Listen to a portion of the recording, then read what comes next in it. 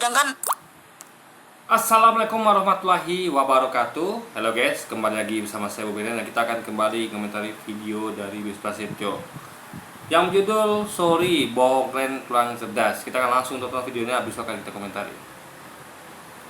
dan ibadahnya pun cuma 1 minggu sekali gitu. Bukan 1 minggu, saya Katolik cuma setahun 4 kali. Setahun 4 kali. 4 kali beneran. Nggak bohong saya.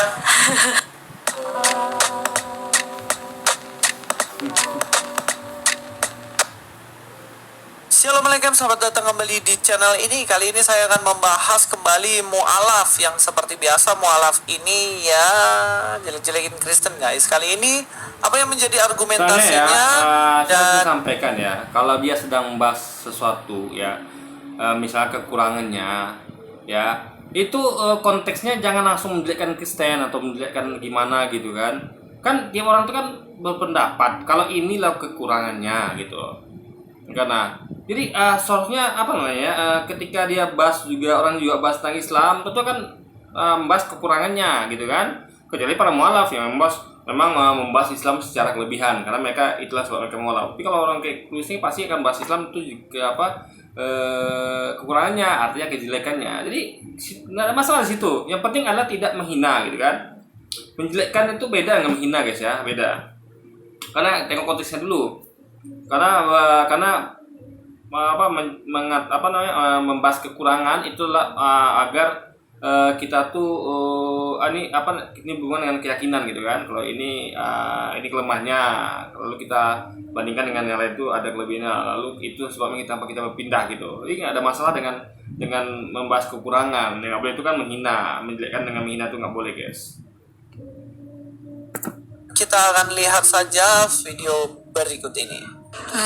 Kan Mas Mario kan tahu ya, di Kristen itu boleh minum boleh minum alkohol, terus boleh makan babi gitu-gitu kan ya. Sedangkan dan ibadahnya pun cuma 1 minggu sekali gitu. Bukan 1 minggu, saya Katolik cuma setahun 4 kali. Setahun 4 kali. 4 kali beneran. Nggak bohong saya. Ya, jadi orang ini yang katanya dulu Katolik, ngeri banget argumentasinya. Argumentasi yang bener-bener kalau anak sekolah minggu pun tahu ini adalah argumentasi yang sangat-sangat salah cuy. Lalu apa sebenarnya yang dibilang? Yang pertama, kalau teman-teman semua fokus ke videonya tadi, dia mengatakan bahwa orang Kristen itu diizinkan untuk minum alkohol katanya. Ya, loh, kenapa? Ada masalah apa dengan diizinkan minum alkohol? Minuman beralkohol itu sebenarnya nggak masalah, guys. Mana coba lihat, di larangan manapun, kan nggak ada kan? Dilarang minum minuman beralkohol. Nggak ada larangan itu. Yang ada adalah dilarang mabuk. Yuk kita baca yuk, Bilangan pasal 6 ayat 3 ya. Maka haruslah ia menjauhkan dirinya dari anggur dan minuman yang memabukkan. Ya, menjauhkan dari anggur dan minuman yang memabukkan. Jangan minum, ya, dekatnya nggak boleh. Ini menurut Bilangan pasal 6 ayat 3. Ya, maka haruslah ia menjauhkan dirinya dari anggur dan minuman yang memabukkan. Sementara orang Kristen ya, itu bukan hanya tidak menjauh, tapi bukan hanya dekat, tapi malah meminumnya guys. Nah, walaupun satu sloki gitu kan. Nah, lalu jangan meminum cuka anggur atau cuka minuman yang memabukkan. Nah, jadi selain nggak boleh dekat ya, harus jauh, harus menjauhkan dirinya juga, apalagi meminumnya, jangan meminumnya juga gitu. Cuka anggur atau cuka minuman yang memabukkan, dan jangan meminum sesuatu minuman yang dibuat dari buah anggur. Maka minuman yang dibuat dari buah anggur nggak boleh. Ya, ini anggur biasa loh, bukan anggur yang memabukkan ya. Nah, bahkan jangan memakan buah anggur, baik yang segar maupun yang kering. Bahkan makan buah anggur pun nggak boleh, baik yang segar maupun yang kering. Luar biasa guys, ini ayat ada di Alkitab mereka sendiri. Nah, lalu Luis bilang nggak ada gitu, ini ada. Makanya Luis terbukti tidak pernah membaca Alkitabnya sendiri, ya. Katanya nggak ada. Ini faktanya ada. Ya, Anda bisa cek langsung di Bilangan pasal 6 ayat 3, guys.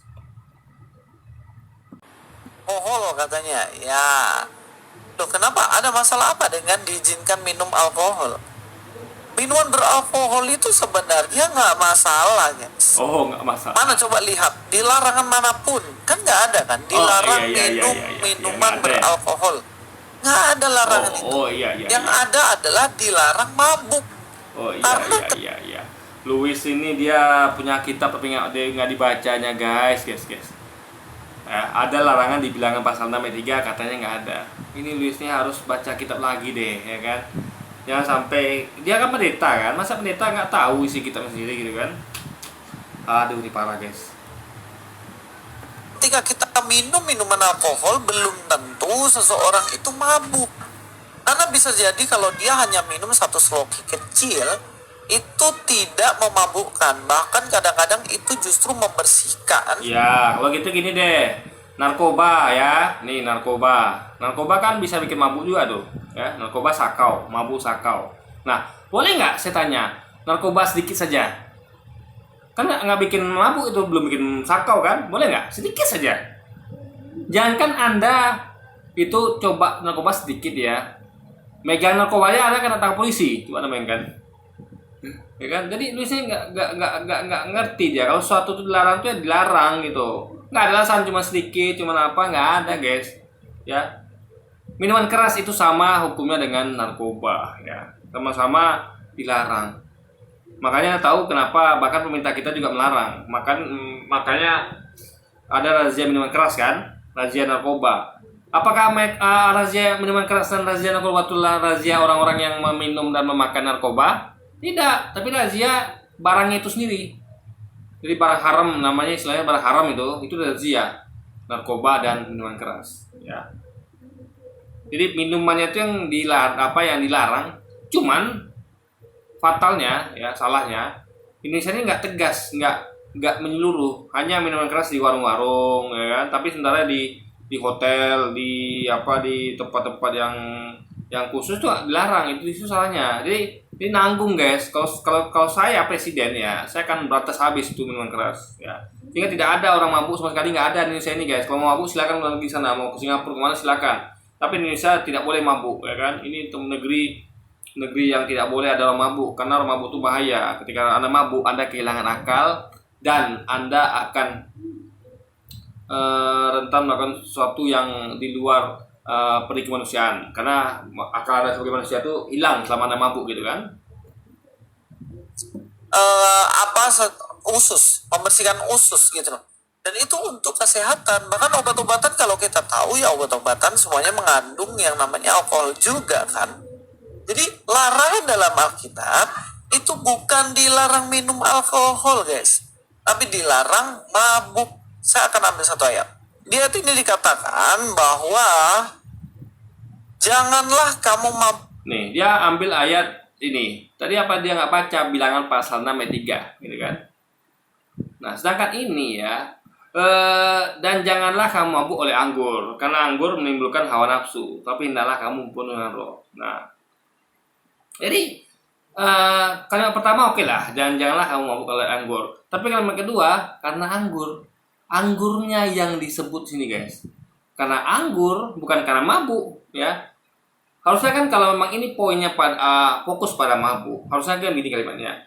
Dan janganlah kamu mabuk oleh anggur. Karena mabuk anggur atau mabuk menimbulkan hawa nafsu, harusnya kan. Tapi kan tidak, tapi karena anggur. Nah, tuh catat ya. Ini berhubungan korelasi dengan ayat tadi, bilangan pasal 6 ayat 3. Anggur, guys. Anggur tuh menimbulkan hawa nafsu gitu loh. Bukan mabuknya di sini ditekankan di karenanya itu, guys, gitu loh. Paham ya? Nah, sama kayak gini lah ya. Janganlah kamu sakau atau mabuk oleh narkoba. Karena narkoba menimbulkan hawa nafsu. Artinya narkoba nggak boleh kan? Nah, gitu, guys. Jadi sesuatu yang membuatkan itu baik perilakunya maupun barangnya nggak boleh. Ya, di kalimat pertama dilarang mabuk oleh anggur. Ya, kalimat kedua melarang anggurnya. Ini kalimatnya sama dengan janganlah kamu mabuk oleh mabuk oleh narkoba, karena narkoba menimbulkan hawa nafsu, tapi hendaklah kamu penuh dengan roh. Nah, ini sama dengan dan janganlah kamu mabuk oleh wanita yang seksi, ya. Karena wanita seksi menimbulkan hawa nafsu. Artinya wanita seksi nggak boleh, paham ya? Ini beda dengan dan janganlah kamu mabuk oleh wanita. Karena wanita menimbulkan hawa nafsu. Nggak tepat kalimatnya kan? Ya kan? Janganlah kamu karena kamu tergoda oleh wanita. Karena wanita menimbulkan hawa nafsu. Enggak kan? Itu kalimat salah kan? Kenapa? Karena wanita tuh hanya menimbulkan hawa nafsu kalau dia berpakaian seksi. Ya, kalau dia tutup auratnya seperti Bunda Maria, Anda nafsu. Berarti Anda sudah nggak waras. Kalau bisa wanita yang sudah tutup aurat, tidak nampak kan kalau kita lihat ya para pelaku kejahatan seksual, guys, itu alasannya adalah selalu sama. Mereka melihat alasannya selalu sama ya, yang sejenis, misalnya mereka melihat paha yang tersingkap, mereka melihat betis, mereka melihat dada, melihat apalah gitu kan, kemulusan tubuh wanita, ya kan. Jadi mereka melihat aurat intinya gitu kan. Nah, lalu misalnya kalau misalnya Anda mengatakan bahwa kan ada juga wanita yang tutup aurat diperkosa, iya. Tapi mereka pemicunya bukan di wanita itu. Ingat ya, ketika ada seseorang ya memperkosa wanita yang sudah tutup aurat, ya, itu pemicunya bukan dari wanita itu, tapi dari yang lain, dari tontonan film porno biasanya.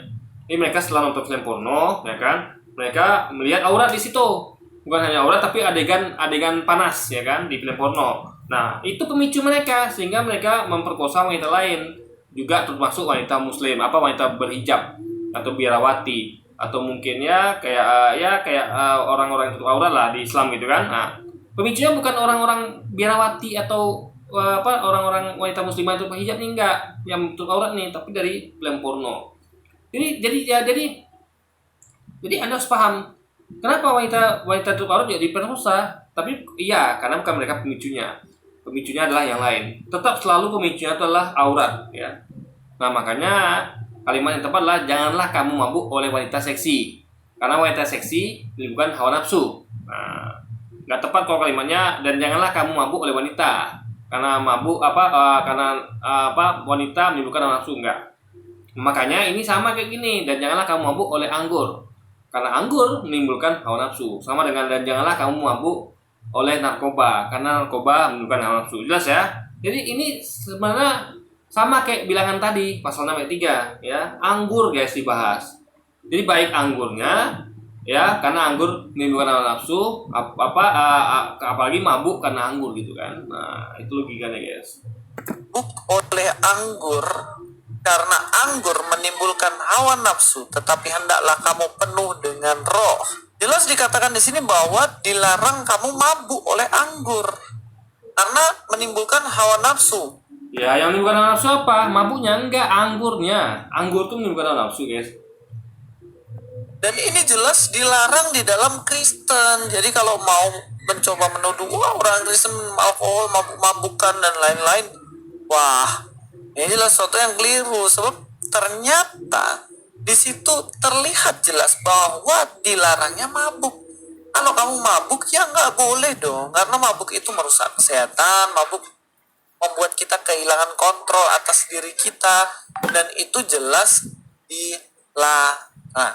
Nah, sekarang kita akan masuk ke satu poin lagi, yang mana seperti yang dibilang tadi, bahwa apakah sebenarnya di agamanya yang baru, Mas Koko ini nggak tahu namanya sih, apakah diizinkan minum sesuatu yang beralkohol? Kita akan cek, boleh nggak?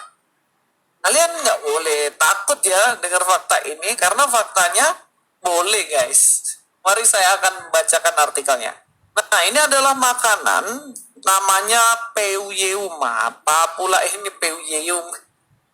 Uyem, mengandung alkohol, tetap halal, mengapa bisa? Ternyata dia mengandung alkohol, cuy. Tapi tetap halal loh. Bahkan di sini kan ada ya, ada logonya ini. Dikatakan peyem merupakan makanan khas Jawa Barat yang mengandung alkohol. Makanan ini dibuat dari bahan dasar singkong yang difermentasi oleh jamur. Kadar alkohol yang terkandung di dalamnya pun cukup tinggi, yaitu berkisar antara 7-10%. Meskipun kadar alkohol dalam peyum lebih tinggi dari bir, para ulama muslim tidak memvonis menjadi makanan haram. Menurut para ulama di Komisi Fatwa MUI, alkohol itu ada yang diharamkan dan ada pula yang tidak haram.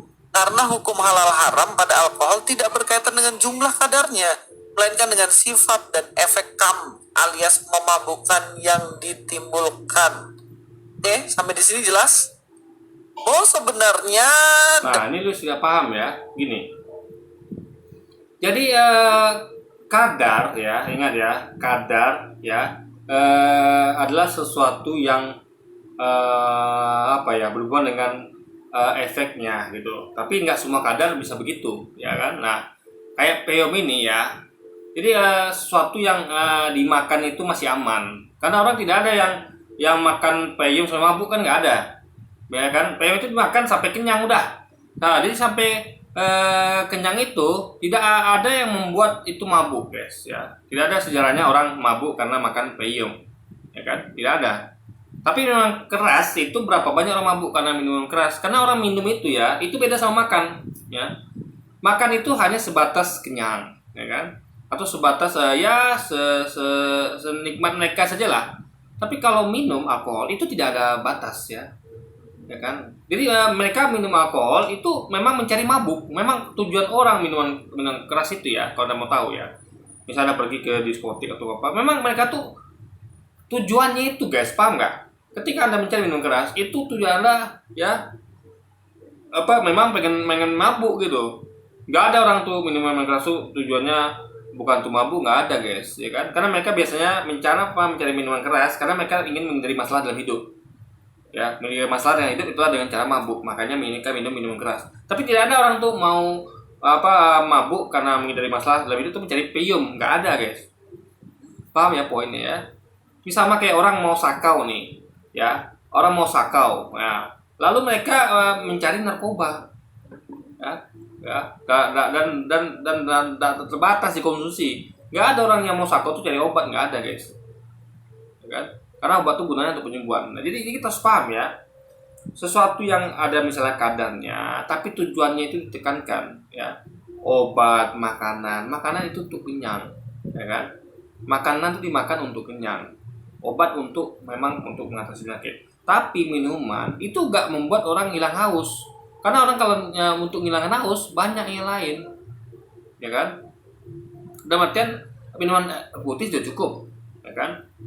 Tapi kan makanan nggak ada makanan kayak apa gitu kan? Makanan tuh harus diolah dulu makanan kan?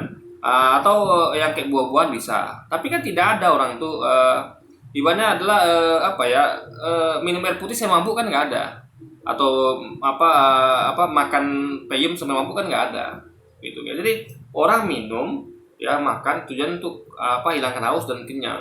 Tapi kalau orang minumnya minuman anggur ya minum keras itu tujuannya adalah untuk mabuk gitu loh. Terus dibedakan ya, sama kayak orang kalau mau sakau ya narkoba. Ya, ada orang tuh mau sakau tuh makan ini yang apalah gitu kan. Nah, jadi guys harus harus dibedakan gitu. Sama kayak misalnya kayak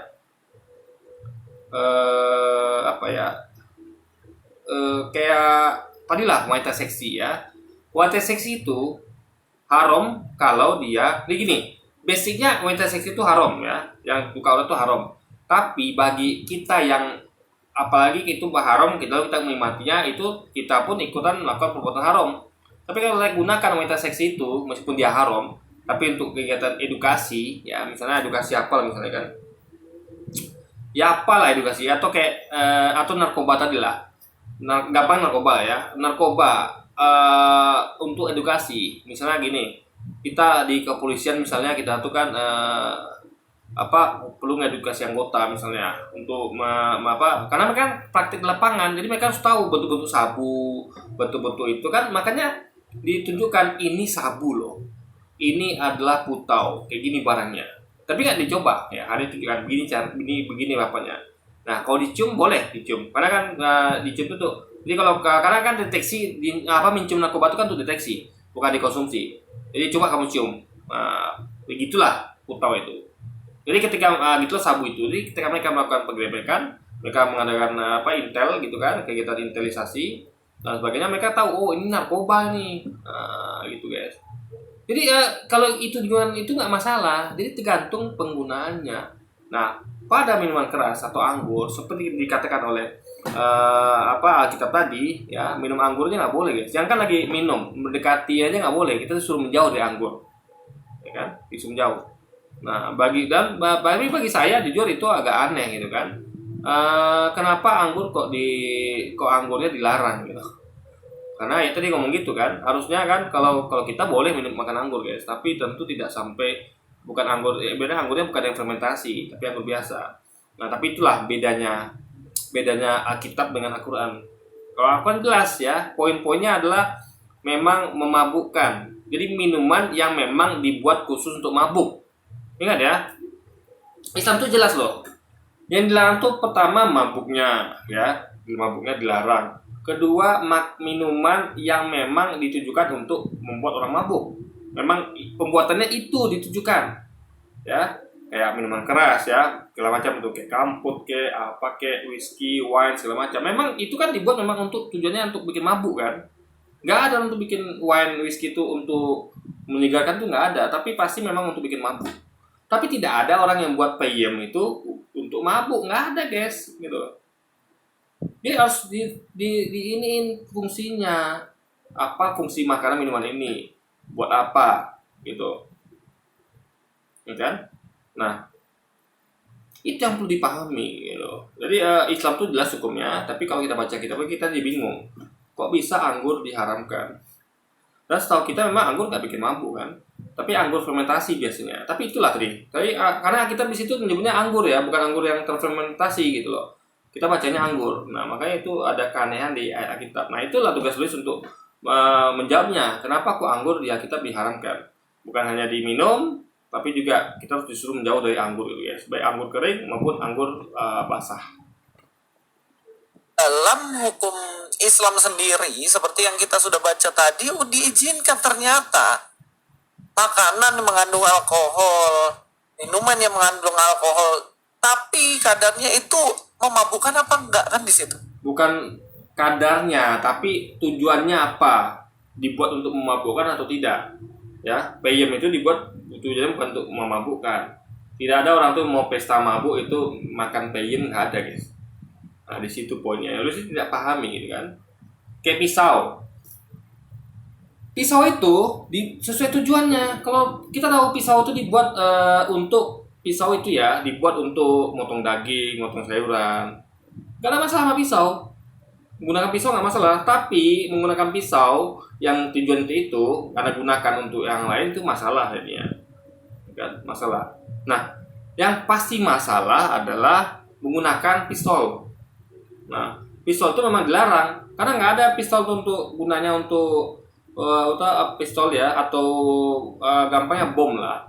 Nggak ada bom itu dibuat pistol itu dibuat untuk motong untuk motong ini, nggak ada motong sayur, motong apa, tapi memang pistol itu digunakan atau gampangnya biar gampang kayak samurai. Nah, samurai itu memang harus dihindari ya. Jadi samurai itu bukan dibuat untuk motong sayuran, motong ini.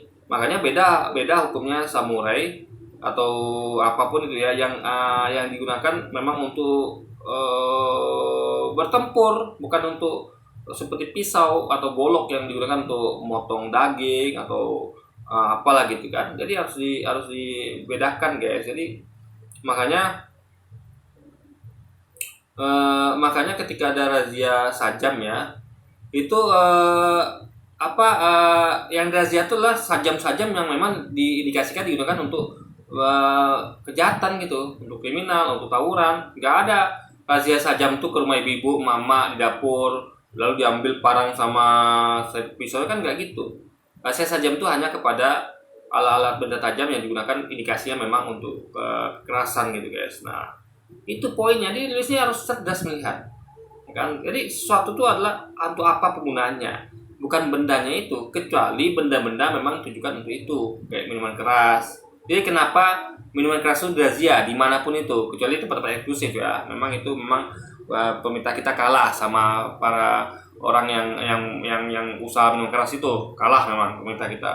Itu memang Brazil kan memang memabukkan, nggak ada cerita gitu kan, orang konsumsi itu pasti untuk mabuk gitu. Tapi kalau orang pisah dapur itu kan digunakan bukan untuk dipastikan untuk cincang orang, tapi untuk motong sayuran. Nah, coba disalahgunakan guys gitu loh. Nah, dalam Kristen mabuk jelas dilarang. Minum sesuatu yang mengandung alkohol nggak apa-apa. Sejauh itu tidak memabukkan. Sama dengan obat. Oh, nggak apa-apa ya. Minuman anggur itu memang dibuat yang fermentasi ya, itu memang dibuat untuk bikin mabuk gitu guys. Ya. Jadi intinya bahkan tadi kalau dia konsisten pada kitabnya itu sudah aneh juga, kenapa anggur dilarang gitu kan, anggur basah maupun anggur kering itu jelas dilarang gitu guys. Minum anggurnya pun dilarang, mendekati aja nggak boleh apalagi minum gitu kan. Obat lah. Obat itu kan sebenarnya nggak apa-apa kan kita makan kan kalau kita sakit kan. Tapi yang salah dan ditangkap polisi kalau apa? Penyalahgunaan obat-obatan terlarang. Nah itu jadi problem, bener ya? Ini masalahnya di situ guys. Jadi masalahnya Obat-obatan terlarang itu bukan obat ya, maksud itu bukan apa ya, obat-obatan terlarang itu adalah ya itu tadi narkoba, obat-obatan terlarang itu. Jadi satu yang memang digunakan memang itu tujuannya gitu loh, ya kan? Bukan untuk sama kayak senjata itu digunakan oleh kriminal. Ya harusnya kan digunakan oleh dokter harusnya, tapi ini digunakan oleh kriminal. Harusnya kan digunakan oleh obat itu oleh dokter, tapi digunakan untuk ya orang-orang yang pengen mabuk gitu. Nah, di situ poinnya guys. kan terletak pada minum alkohol apa enggak, tapi minuman ini memabukkan apa enggak. Nah, sampai di situ jelas, kita lanjut lagi. Yang lebih koplak lagi sama yang disampaikan oleh mualaf ini yang dikatakan bahwa Kristen itu Kristen Katolik itu ibadahnya setahun katanya tuh. Setahun itu 4 kali katanya. Yang ibu-ibu satu yang wawancara bilang, wah Katolik itu ibadahnya seminggu sekali kan.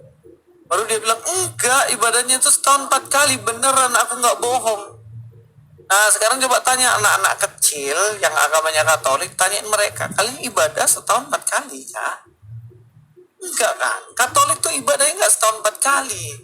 Dan bahkan sebenarnya nggak seminggu sekali juga. Misa seminggu sekali, karena itu adalah ditentukan bagaimana untuk memperingati juga kebangkitan Yesus ya, seminggu sekali. Tapi kalau berbicara mengenai Yang tadi itu kan ngomong orang Katolik, Luis ini kan orang Protestan, ya kan? Tadi itu kan orang mantan Katolik. Dia lebih tahu daripada Luis. Dia pernah mengalami. Luis ini kan cuman dengar-dengar aja guys. Sama kayak saya juga dengar kan. Ya, jadi bisa benar, bisa tidak. Dia langsung mengalami, itu yang pertama. Kedua, kata Yesus, Luis ini kan setahun sekali seminggu sekali bisa untuk memperingati kematian Yesus Kristus gitu kan. Nah, ini kan berarti kan gini, kita ngomong sesuatu tuh kewajiban, ya. Jadi gini ceritanya, mereka mualaf ini ya dari Katolik tadi itu membandingkan antara ibadahnya di agama Katolik atau di orang-orang mualaf dari Kristen Protestan, ibadah di agama Kristen dengan agama Islam. Nah, mereka membandingkan antara anggaplah di Kristennya Luis yang ibadah ke gereja itu seminggu sekali. Nah, di Islam itu ke masjidnya ibadahnya itu 5 kali sehari. Maksudnya ini ngomong tentang yang wajib, sholat 5 waktu ya. Jadi mereka ini tidak sedang ngomong membandingkan dengan yang sunnah, kayak sholat sunnah, kayak sholat tahajud, sholat duha, atau baca Quran, atau berdoa, ya kan? Atau ya kayak baca Quran atau ngaji dengan ceramah ya, enggak. Atau ibadah dalam konteks kerja, ya kan, belajar juga ibadah. Tapi konteks yang wajib seperti sholat 5 waktu. Jadi mereka bandingkan kok umat Kristen ini kok seminggu sekali ke gereja. Ya kan itu yang wajib kan? Yang wajibnya loh guys ya. Kalau yang lain itu kan sunnah. Dalam artian tidak ada keharusan untuk itu. Ya, yang ada adalah keharusan untuk ke gereja seminggu sekali. Bahkan di Katolik itu kata dia tadi 4 kali setahun. Dalam Islam itu diwajibkan ya laki-laki ke masjid 5 kali sehari. Ya, minimal dalam sehari. Bukan minimal, ya memang wajibnya 5 kali sehari. Di luar itu bisa bebas gitu. Nah, jadi dia membandingkan seperti itu. Bukan ngomong tentang sunnah. Ya, jadi Luisnya harus paham akan konteks itu. Sesuatu yang wajib yang dibandingkan, yang sedang dibandingkan, bukan sesuatu yang sunnah alias bisa dilakukan sesukanya, guys. Tapi kalau wajib itu harus dilakukan. Kalau tidak dilakukan berdosa. Ibadah itu nggak cuma seminggu sekali. Saya akan bawa datanya. Menjelang akhir abad kelima, ibadat harian terdiri atas 7 waktu sembahyang, mainnya 7 waktu sembahyang. Di antara 7 waktu sembahyang itu, kompletorium menempatkan urutan terakhir karena tidak disebutkan dalam perlembagaan para rasul, kitab ke-8 bab 4 butir ke-34. Dari abad keempat yang berbunyi, persembahkanlah doa-doamu pada pagi hari, pada jam. Intinya yang semua disampaikan sini adalah wajib apa tidak. Ya, wajib adalah kita akan lihat praktik di lapangan. Siapa melakukannya. Nah, kalau Islam itu konsisten, wajib ya wajib. Bukan hanya ulama, ustadz yang melakukannya, tapi jemaat juga umat sampai ke bawah. Siapapun jemaatnya, mau dia itu petani, mau dia itu guru semuanya, bahkan anak sekolah, anak apa namanya, siapapun itu wajib melakukannya. Ya. Tapi yang ini coba, ada nggak Luis melakukan ini? Coba. Sembahyang malam, sembahyang fajar, sembahyang jam pertama, ada nggak Luis lakukan itu? Yang wajib ya ibadahnya. Karena kalau wajib Luis harus lakukan. Tidak berdosa loh, kan tidak ada. Yang Luis lakukan apa? Dan mereka lakukan apa? Seminggu sekali ke gereja. Kalau yang tadi, yang wajib itu Katolik tadi kan 4 kali setahun. Itu loh guys maksudnya. Yang melakukan ini paling ya kalau memang ada ya. Saya nggak tahu ini masih berlaku atau tidak ya. Karena saya tidak pernah Katolik. Yang tahu bapak tadi, abang kita tadi yang ngomong tadi, yang malas tadi. Ya. Tapi ini ya, kalau kita tidak pernah melihat ada umat Kristiani yang atau umat Katolik yang melaksanakannya ya di rumah maupun mereka ke gereja untuk begini ya. Coba ada nggak Anda lihat nih contoh kayak sembahyang malam, sembahyang fajar itu kan dilakukan malam hari atau fajar hari. Ada nggak Anda lihat umat Kristiani atau Katolik itu pergi gereja pada dini hari? Kayak umat Islam tuh yang berbondong-bondong ke masjid subuh. Bahkan kita ketahui dari azan, panggilan azan subuh ada nggak? Nggak ada. Jadi kita tahu dari apa? Pertama kita harus melihat ada umat Kristen atau Katolik yang pergi ke gereja pada dini hari atau tengah malam atau malam gitu kan, pada malam hari. Jadi ini kan jam 6 pagi, jam 3 dini hari, tengah malam. Ada nggak orang Kristen atau Katolik itu pergi ke gereja tengah malam sampai pukul 3 hari? Itu aja deh yang gampang. Kalau jam 6 kan masih rancu karena takutnya nanti orang pergi kantor dikira pergi ke gereja gitu kan, atau jam 9 pagi. Padahal itu mungkin pergi ke kantor, kita kira ke gereja. Tapi kalau jam 3 atau jam 12 malam, itu jelas terdeteksi kalau dia ke gereja. Ada nggak yang sunyi gitu kan? Kalau sesuatu yang dilakukan ketika sunyi, orang jarang keluar rumah, itu kan akan gampang terdeteksi. Dibandingkan yang jam 6 pagi atau jam 9, karena ramai orang gitu kan. Nah, ada nggak? Jadi Anda tinggal cek gereja di dekat rumah Anda. Jam 3 pagi, jam 3 dini hari atau jam tengah malam, ada nggak orang ke gereja sana? Nah, kalau ada pun ya paling bukan jemaatnya, tapi mungkin dilakukan oleh pendetanya mungkin, ya kan, di gereja itu. Ini kita ngomong sesuatu yang wajib, Luis, bukan sesuatu yang tidak wajib, gitu loh. Ini kita nggak tahu nih masih dilakukan apa tidak, ya kan? Tapi faktanya tidak ada satupun jemaat yang melakukan hal ini. Ya. Jadi kenapa Anda ambil sesuatu yang tidak Anda kerjakan? Jadi misalnya gini nih, kayak kita punya ayat di Quran yang mengatakan bahwa perangilah orang kafir dimanapun mereka berada. Nah, kalau kita tahu konteks ayat ini adalah ayat yang turun untuk pada zaman Nabi Muhammad, untuk Nabi Muhammad pada zaman itu saja dan mengikutnya, bukan untuk segala zaman. Itu ada asbabul nuzul ya, yaitu untuk konteks pada waktu itu. Nah, itu ayat tidak kita gunakan sebagai alibi untuk memerangi siapapun, enggak. Ya kan? Karena itu adalah kalau kita gunakan itu sekarang, maka kita nampak orang-orang kafir kita perangi. Enggak gitu guys. Itu konteks itu waktu itu. Nah, ini juga sama kurang lebihnya. Gitu. Maksud tuh kalau memang Anda gunakan sekarang, kenapa tidak Anda lakukan itu gitu tuh. Coba. Kenapa tidak Anda lakukan? Ya. Jadi sesuatu yang mungkin ini sudah tidak berlaku. Kan namanya juga tatanan lama ya. Tatanan lama. Nah, mungkin ini ada hubungan dengan perjanjian lama, enggak tahu saya kan. Saya kurang paham ya kayak gini-ginian. Ya tapi kan Luis juga mengatakan bahwa yang lama sudah diubah dan diganti dengan perjanjian baru. Tuh, intinya adalah kita tidak melihat orang-orang kayak Luis ini melakukan hal ini lagi gitu, ya kan? Entah kalau saya nggak tahu. Tapi Luis ini kan dia tidak mengatakan bahwa dia melakukan ini loh. Saya tuh tengah malam gini loh. Saya jam 3 gini loh, kan nggak, dia hanya menyebutkan suatu perbuatan di aturan di tertentu lama yang entah dia pengerjaan apa tidak gitu. Paham ya maksudnya ya? Dan kita tidak ada melihat satupun bukti. Saya nggak pernah melihat ya guys ya. Ada umat Kristen tuh yang atau Katolik itu pergi ke gereja tengah malam jam 3 subuh, nggak ada. Nggak ada ya. Abang tadi kan dari dari Katolik, dia tahu karena dia pernah mengalami. Dia melihat hanya 4 kali setahun. Nah kalau di Katolik di Protestan kita tahu cuma sekali seminggu. Jadi kita ngomong yang wajib ya guys ya. Dan bahkan pun saya nggak tahu itu apa ibadah minggu itu diwajibkan apa tidak. Karena banyak orang yang menyepelekan gitu kan. Nggak tahu. Tapi anggaplah itu kewajiban. Karena itu yang kita lihat lazim mereka lakukan. Gitu kan? Yang lazim mereka lakukan. Kita nggak ngomong yang sunnah-sunnah. Karena kayak doa-doa ya. Kapan saja bisa berdoa itu sunnah guys. Bukan suatu kewajiban. Ada wajibkan berdoa. Kan tidak ada. Dalam artian kalau ada tidak berdoa, dosa ada nggak? Misalnya Anda mau makan, Anda berdoa sebelumnya. Kalau ada nggak doa, dosa nggak? Nggak dosa gitu. Karena nggak wajib, tapi sesuatu yang disarankan untuk dilakukan gitu guys. Sama kayak Islam juga begitu. Islam itu yang wajib itu adalah sholat 5 waktu, zakat, puasa, ya kan?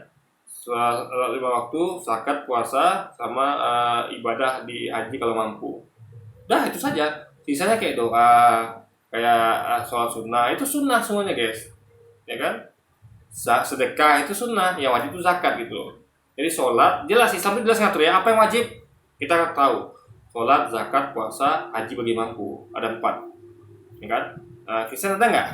Bisa nyebut nggak yang wajib ya kalian? Kan nggak bingung, mereka bakal bingung guys. Coba ada tanya apa yang wajib ibadah di agama Kristen, mereka bingung. Bahkan mungkin mereka akan mengatakan semuanya wajib. Bahkan doa pun mereka anggap wajib. Karena kalau semuanya wajib guys, Anda tahu berapa banyak dosa yang kita lakukan ya. Jadi agama itu kan sebenarnya nggak menyusahkan. Emang ada aturan, tapi kan nggak juga selalu berlebihan. Coba bayangkan semuanya wajib. Anggaplah semua ibadah wajib. Ya, kerja wajib, belajar wajib, doa wajib. Bisa nggak kerjakan? Jadi Tuhan tuh mungkin memberikan manusia. Dia akan memberikan manusia tugas, tapi tugas yang relevan, yang masuk akal. Bukan tugas yang memberatkan. Kayak guru memberikan tugas murid di rumah PR. Ya PR-nya bukan PR yang gila-gilaan, yang banyak gitu enggak. Guru kan melihat, ini murid, misalnya saya guru, saya kasih PR. Ini murid kalau saya kasih PR, dia ada waktu nggak tuh main sama teman-temannya? Ada waktu nggak buat mandi, buat makan, tidur segala macam? Atau ketika hari Sabtu Minggu, ada waktu nggak buat liburan sama keluarganya? Itu saya sebagai guru akan ngasih PR yang sebanyak yang relevan dengan kemampuan sang murid. Nah, sama seperti ibadah, Tuhan itu nggak mungkin mewajibkan ibadah itu sampai berlebihan, nggak. Semuanya wajib, ya, kerja wajib, belajar wajib, lagi doa wajib, apalagi baca Quran wajib, kan tidak, gitu. Tapi yang wajib adalah sholat 5 waktu, ya, zakat, puasa di bulan Ramadan, dan haji bagi mampu. Itu aja berat guys. Sholat 5 waktu berat, buktinya banyak kaum muslimin yang belum bisa menunaikannya kan. Mau ditambah pula lagi dengan yang lain. Bahkan ketika Nabi Isra Mi'raj itu ya, beliau kan 5 perintah, pertamanya itu 25 rakaat, 25 kali sholat sehari semalam. Ya, 25 kali waktu, 25 waktu, bukan 5 waktu seperti sekarang. Lalu yang waktu bolak-balik dari Masjidil Aqsa ke arasnya Allah, 5 kali bolak-balik untuk meminta keringanan. Kalau 25 kayaknya umat itu nggak sanggup. Nabi Muhammad itu memohon agar dikurangi, ya. Atau boleh sebut negosiasi, tapi menurut saya negosiasi kurang sopan. Kenapa? Karena negosiasi itu biasanya ada kesetaraan. Ini enggak, umat dan Allah nggak setara. Jadi lebih tepat kita sebutkan sebagai permohonan, meminta supaya dikurangi. Kalau biasanya negosiasi itu ya ada tawar menawar, ada barter. Ini kan tidak ada barter. Memang umat itu memang meminta dikurangi. Jadi sebenarnya kata negosiasi kurang tepat guys. Jadi kalau ada gunakan kata negosiasi, saya kurang setuju. Memang adalah permintaan permohonan Nabi agar waktu sholat dikurangi. Akhirnya setelah 5 kali bolak-balik ya, dikurangi dari 20, 25, 20, 15, 10, akhirnya terakhir 5. Nah, itu baru Allah nggak bisa lagi. Ini sudah standar gitu ibaratnya kan. Nah, akhirnya kita menerima sekarang 5 waktu, dan itu pun masih berat bagi kita. Bagi orang-orang yang tidak bertakwa berat. Maksudnya orang-orang yang tidak biasa melakukannya. Kalau biasa nggak berat 5 waktu itu, karena mereka terbiasa, udah kayak makan saja bagi mereka, kayak makan minum, kewajiban sholat 5 waktu kan. Bagaimana mereka tuh nggak bisa hidup tanpa makan dan minum, seperti itulah mereka nggak bisa hidup tanpa sholat 5 waktu guys. Nah, tapi itu akan berat bagi orang yang nggak bertakwa. Jadi itu saja yang diwajibkan dan itu logis sekali Tuhan seperti itu. Tapi itu lebih baik dibandingkan hanya seminggu sekali di Protestan ya kan. Yang kita yang lazim lah gitu, yang lazim yang mereka lakukan rame-rame. Maksudnya gini loh guys ya, maksudnya kalau wajib nggak wajib itu pertama di hukumnya ya, memang ada tentukan hukumnya wajib. Kedua, untuk buktikan itu ya kan, umatnya juga harus konsisten melaksanakannya. Maka ketika jam sholat 5 waktu itu kan ditandai dengan azan. Kalau gereja kan bisa lonceng, teng tong gitu kan. Kalau misalnya dipanggilnya azan, ya ada tinggal lihat tanda dari itu. Karena kenapa dibunyikan azan? Karena wajib, makanya dipanggil. Saking wajibnya dipanggil. Marilah sholat, marilah menuju kemenangan. Sama kayak gereja, saking pentingnya tuh dibunyikan lonceng, teng gitu kan. Pada wajibnya mereka gereja hari Minggu. Nah, jadi itu poinnya guys. Jadi sesuatu tuh yang malah membandingkan sesuatu yang wajib. Kok yang wajib di agama Kristen tuh seminggu sekali gereja, bahkan Katolik katanya 4 kali sehari. Kalau dibandingkan di Islam kok 5 kali sehari gitu kan. Itu baru yang wajib, belum yang sunnah kan. Nah, sunnah itu memang nggak masuk hitungan dalam artian perbandingan, karena kita ngomong kalau sunnah ya nggak ada batasnya, nggak bisa jadikan komparasi parameter untuk membandingkan, nggak bisa. Kalau yang sunnah yang bisa dibandingkan adalah parameter yang wajib guys. Yang ketiga, pada jam ke-6, pada jam ke-9, pada malam hari, dan pada saat ayam berkokok. Waktu sembahyang ke-8, yakni prima, baru ditambahkan pada abad ke-6 oleh Santo Benedictus. 8 waktu sembahyang menurut tatanan lama adalah sebagai berikut nih. Ada matin, itu sembahyang malam disebut pula vigil, tuguran atau nocturna, sembahyang tengah malam, nih tengah malam. Laudes, nih ada fotonya ya, laudes, sembahyang fajar ditunaikan menjelang fajar menyingsing atau pada pukul 3 dini hari, prima. Prima sembahyang jam pertama ditunaikan kira-kira jam 6 pagi. Tersia, sembahyang jam ketiga, jam 9 pagi. Sexta, sembahyang jam ke-6 ditunaikan kira-kira pukul 12 siang. Nona, sembahyang jam ke-9 ditunaikan pada pukul 3 sore. Vesper, sembahyang sore dinaikkan atau tunaikan pada saat menyalakan lampu, umumnya pada pukul 6 sore. Kompletorium, sembahyang penutup ditunaikan menjelang tidur, umumnya pada pukul 9.